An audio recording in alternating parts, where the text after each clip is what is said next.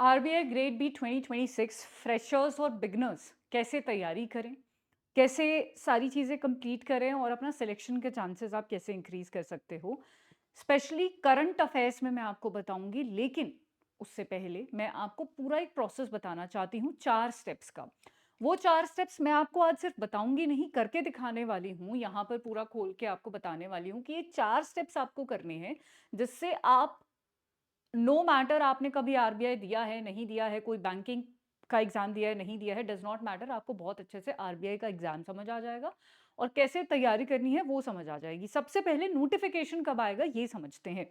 हमारे पास कोई exact date नहीं है, बट मेरे को पता है कि मेरा रिजल्ट आ गया है। रिजल्ट आ गया है तो अब मैं, हो सकता है जो मैं अगस्त में एक्सपेक्ट कर रही थी अब वो मैं जून में एक्सपेक्ट करूँ कि मेरा नोटिफिकेशन आ सकता है। सो देर आर चांसेस कि जून तक हमारा नोटिफिकेशन आ सकता है। जून में नोटिफिकेशन आने का मतलब है जुलाई या अगस्त में हमारा पेपर हो जाएगा फेज 1। ठीक है, अगर यही टाइमलाइंस रहे तो अब शुरू करते हैं। तो कीपिंग दिस इन माइंड, हमारा मार्च चला गया है, अप्रैल मई जून जुलाई, ठीक है, तो 4 से 5 महीने हमारे पास हैं कि हमें बहुत अच्छे से अपनी तैयारी करनी है, जिसमें हमें अपना मेंस भी कंप्लीट करना है और उसके बाद हमें प्रीलिम्स के लिए तैयारी शुरू करनी है। क्या करें? सबसे पहले 2025 का नोटिफिकेशन डाउनलोड कर लो डायरेक्टली आरबीआई की वेबसाइट पे जाके। पहला स्टेप आपका ये होना चाहिए और वहां से कुछ इंपॉर्टेंट चीजें पढ़ लो। कुछ इंपॉर्टेंट चीजें यानी, देखो अगर आपको बिल्कुल ही आइडिया नहीं है कि भाई पोस्ट कितनी आती है ये भी नहीं पता है, तो यहाँ से पोस्ट वगैरह भी देख सकते हो, आपको आइडिया हो जाएगा कितनी पोस्ट आती हैं। ठीक है, कौन कौन से उसमें पेपर होता है, मतलब कौन कौन सी यहाँ पर पोस्टिंग्स निकलती हैं, कौन कौन सा फील्ड होता है बेसिकली, वो देख सकते हो।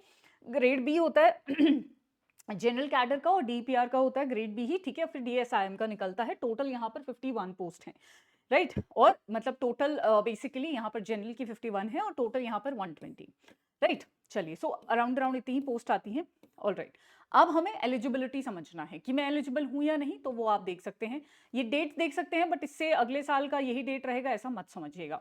मैं आपको यहाँ पर आज ये नहीं बताने वाली हूँ कि एलिजिबिलिटी क्या है, मैं आपको सिर्फ ये बताने वाली हूँ कि आपको नोटिफिकेशन में से ये पोर्शन पढ़ने हैं, ठीक है। So this eligibility you have to read, right. आपकी डेट की एलिजिबिलिटी, एज की एलिजिबिलिटी, ये सारी चीजें आपको यहाँ से एक बार पढ़नी है। अब आपको क्लियर हो गया कि आपको पेपर दे सकते हो या नहीं दे सकते हो। Now once you are clear कि हाँ मैं पेपर दे सकता हूँ, आप फटाफट आ जाते हैं कि पोस्ट वाइज क्या एलिजिबिलिटी है। पोस्ट वाइज सारी एलिजिबिलिटी दी हुई है, जहां पर आपको 60% मार्क्स लेके आने, अगर आप जनरल से हो। अगर आपके पास कोई रिजर्वेशन है, S C S T basically, तो 50% भी चलेगा और नॉर्मल ग्रेजुएशन चाहिए। ये बहुत ही बेसिक सा है, राइट। उसके बाद हम आ जाते हैं एलिजिबिलिटी के बाद डायरेक्टली मेरे को चाहिए कि मेरा एग्जाम पैटर्न क्या होता है।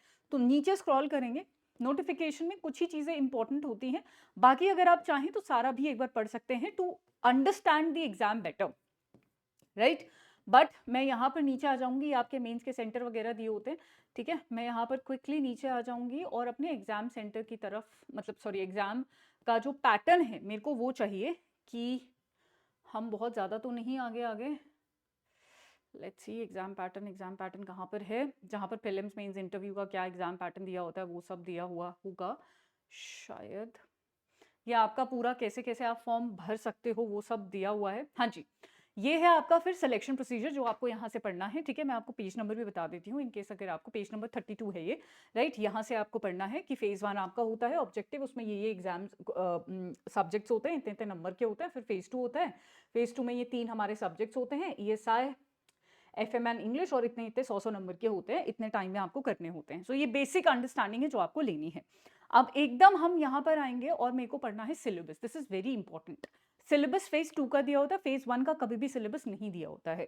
वो हमें based on previous year question paper या फिर अपने टीचर से पूछ के वो डिड्यूस करना होता है कि अच्छा ये वाले टॉपिक्स आते हैं। बट फेज 2 का सिलेबस भी आपको फेज 1 की जीए में मदद करेगा। ईएसआई का सिलेबस अच्छे से रट लो, इसको कॉपी करके प्रिंट आउट भी निकाल सकते हो और अपनी टेबल पे चिपका लो, ठीक है। फिर उसके बाद एफएम का, इंग्लिश का, सबका सिलेबस अच्छे से रट लीजिए। आपको पता होना चाहिए कि क्या आता है क्या नहीं आता है, उससे आपको क्या पढ़ना है क्या छोड़ना है ये क्लैरिटी होगी, न्यूज़पेपर कैसे पढ़ना है ये क्लैरिटी होगी, और फेज 2 की तैयारी कैसे करनी है एकदम क्रिस्प मैनर में स्मार्टली कैसे करनी है वो क्लैरिटी होगी।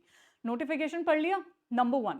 स्टेप नंबर 2, आपको अब जाना है प्रीवियस ईयर क्वेश्चन पेपर पर। कहाँ मिलेंगे?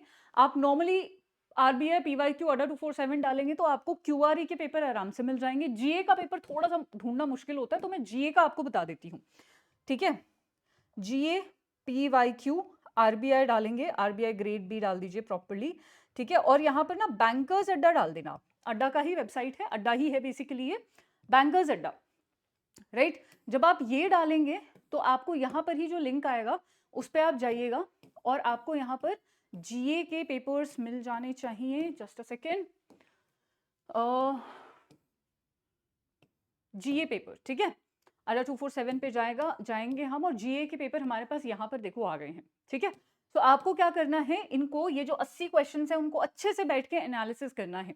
एनालिसिस का क्या मतलब होता है, जब भी पेपर का एनालिसिस करो तो कॉपी पेन लेके साथ में बैठो, यहाँ पर आपको लिखना है, लिटरली लिखना है कि अपॉइंटमेंट से 3 क्वेश्चंस केम, अवार्ड से 4 क्वेश्चंस केम, स्कीम से 9 क्वेश्चंस केम, व्हाटएवर। तो कैटेगरीज बनाओ, नंबर ऑफ क्वेश्चंस लिखो। एक और अपना जो है पेज बनाइए, मैं आपको दिखा देती हूँ इस पेज में आपको कैसे पार्टीशन करके और क्या क्या लिखना है पेज पर। ट्रस्ट में, अगर आपने ये छोटी छोटी एक्सरसाइजेस कर ली ना, आपके लिए एग्जाम को प्रिपेयर करना बहुत क्लियर हो जाएगा। हम ये करते ही नहीं है, इसलिए हम पूरी प्रिपरेशन के टाइम तक कंफ्यूज रहते हैं। So what you have to do, draw 2 lines in this page, यहां पर लिखो टॉपिक्स, ठीक है, यहां पर लिखिए नंबर ऑफ क्वेश्चंस, ठीक है, जरूरी नहीं आपको एग्जैक्ट लिखने, थोड़ा लिख लो कि 10-12 क्वेश्चन आते हैं, 15-20 लाइक 15-17 क्वेश्चन आते हैं, लाइक दैट, ठीक है। एंड डिफिकल्टी लेवल, राइट, ठीक है। ये चीज आपने अगर कर ली, 2025 की करो पहले, तो दूसरे पेज पे आप 2024 की भी कर सकते हो, 2-3 साल के आप कर लो, ठीक है। आपको बहुत अच्छे से आइडिया हो जाएगा कि यहाँ से इतने क्वेश्चन, यहाँ से इतने, यहाँ से इतने, यहाँ से इतने, डिफिकल्टी लेवल आप अपने हिसाब से डिफिकल्टी लेवल लिखो। अच्छा, अब मैम मैं तो पहली बार पढ़ रहा हूँ, मुझे कैसे पता डिफिकल्ट है या इजी है, तो इसको कॉलम को ब्लैंक छोड़ दो। एक बार आप जब 2 से 3 महीने की प्रेपरेशन कर लेंगे तब इस कॉलम को भरना, तब तक आपको बहुत अच्छा आइडिया आ जाएगा कि ये वाले क्वेश्चन जो आए थे इजी थे या डिफिकल्ट थे, राइट। ये आपको सेकेंड पॉइंट नंबर 2 करना है, सेकेंड स्टेप करना है। So first was read the notification entirely. Second, आपको प्रीवियस ईयर क्वेश्चन पेपर का एनालिसिस करना है। एनालिसिस का मतलब ये नहीं है सॉल्व करने बैठना, ये करना है, राइट। थर्ड अच्छा, सेकेंड वो सिलेबस पढ़ना है, थर्ड वो प्रीवियस ईयर क्वेश्चन पेपर करना है। Now the last step is sources ढूंढने हैं। अब हमारे पास क्या क्या सब्जेक्ट्स हैं for mains and for prelims, for mains and for prelims. ये मैं मेंस इसलिए लिख रही हूँ क्योंकि अभी आपको मेंस की तैयारी पहले करनी है, तो ESI प्लस FM, ठीक है। प्रीलिम्स में हमारा QRE होता है, और ये जो E है ये कॉमन है मेंस और प्रीलिम्स दोनों में, एंड GA होता है। इसके लिए एक फैकल्टी, एक टीचर, जैसे हमारे यहाँ पर भी रितिका मैम पढ़ाती हैं, वीर सर पढ़ाते हैं, ठीक है, वो जो भी सजेस्ट करते हैं कि बेटा PIB पढ़ो, RBI वेबसाइट पढ़ो, ये मैगजीन पढ़ो, ये नोट्स पढ़ो, वो पढ़ो, एक टीचर को ढूंढिए, ठीक है। जनरली हम लोग क्या बोलते हैं कि एक सोर्स से पढ़िए, सोर्स का मतलब वही है कि टीचर को, अब देखो RBI लेवल जितना बड़ा एग्जाम दे रहे हो, तो ऐसी कोई एक मैगजीन कोई टीचर नहीं बता सकता है कि बेटा ये एक मैगजीन है या एक बुक है, किताब है, यहाँ से सब कुछ आ जाएगा, नहीं। हर एक टीचर आपको 2 से 3 सोर्स तो जरूर बताएंगे, क्योंकि that is the level of the exam and that is the nature of the exam. क्यों, थोड़ा वास्ट आता है, थोड़ा इन डेप्थ आता है, तो हमें 2 से 3 सोर्स पढ़ने पड़ेंगे। तो एक टीचर ढूंढिए और सोर्स आइडेंटिफाई करो। सोर्स आइडेंटिफाई किया, यहां पर भी सोर्स आइडेंटिफाई किया और पढ़ना स्टार्ट कर दिया right away, because now we have the syllabus in our mind, we have the previous year questions in our mind, we have the entire exam pattern in our mind, we have the sources in our mind. पढ़ना शुरू करना है, classes भी ले सकते हो, self study भी कर सकते हो। सिमिलरली फॉर QRE, GA के लिए मैं सोर्स बता देती हूँ। GA के लिए सेल्फ स्टडी कर रहे हो तो PIB करना है, ठीक है, RBI वेबसाइट करना है, और एक मंथली मैगजीन करना है। एंड क्योंकि अभी टाइम है तो अभी मिंट न्यूज़पेपर भी पढ़ना है। ये मिंट न्यूज़पेपर सिर्फ GA में मदद नहीं करेगा, यहाँ पर ESI और FM में भी मदद करेगा, मेंस आंसर राइटिंग में, एंड इंटरव्यू में भी मदद करेगा। ये आपको करने हैं। अगर पेड क्लासेस में हो हमारे, तो इनमें से ये तीनों नहीं करने हैं, सिर्फ एक पेड क्लासेस में जो मंथली मैगजीन दी जाएगी वो करनी है, उसके साथ साथ मिंट न्यूज़पेपर करना है, यानी वो मंथली मैगजीन पेड क्लास वाली एंड दिस न्यूज़पेपर, राइट। बाकी आप अपने रिस्पेक्टिव फैकल्टीज से सोर्सेज पूछें और राइट अवे पढ़ना स्टार्ट कर दीजिए। पहले मेंस की तैयारी करो, मेंस के साथ साथ आप लेट्स से 1.5-2 महीने में आपने मेंस कंप्लीट कर लिया, उसके बाद धीरे धीरे QRE की भी प्रैक्टिस कर दो, क्योंकि QRE ऐसे नहीं है कि आपने 1 महीने में खत्म कर लिया, नहीं। क्यूआरई और करंट अफेयर्स की भी थोड़ी प्रैक्टिस करना शुरू कर दो। फिर जैसे ही आपका नोटिफिकेशन रिलीज हो जाता है तो पूरा आप शिफ्ट हो जाइएगा प्रीलिम्स पे, फिर आप मेंस को हटाइएगा, फिर क्यूआरई और जीए आप प्रॉपरली पढ़ना शुरू कर सकते हैं, right. So this was the strategy, crisp and clear. I hope आपको क्लैरिटी मिल गई होगी। ट्रस्ट मी, ये सिंपल 4 स्टेप्स अगर आप करेंगे तो आपको एक डायरेक्शन क्लियर हो जाएगी कि मेरे को करना क्या है। प्लीज इसको कीजिए, take 2 to 3 days, complete this and start preparing.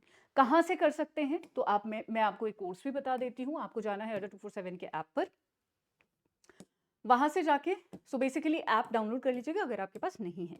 Regulatory body select करना है, राइट। और हमें जाना है आरबीआई पर, आरबीआई ग्रेड बी, ठीक है। हमारा नया बैच जो है शुरू हुआ है आरबीआई ग्रेड बी का। यहाँ पर अभी ऑफर्स भी हैं।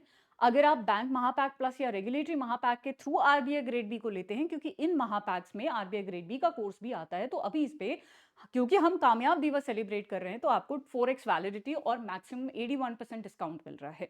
आप इनके थ्रू भी कर सकते हैं। एनरोल करने का प्रोसेस सेम है। लेट्स से आप बैंक महापैक प्लस के थ्रू आरबीआई ग्रेड बी में एनरोल करना चाहते हैं।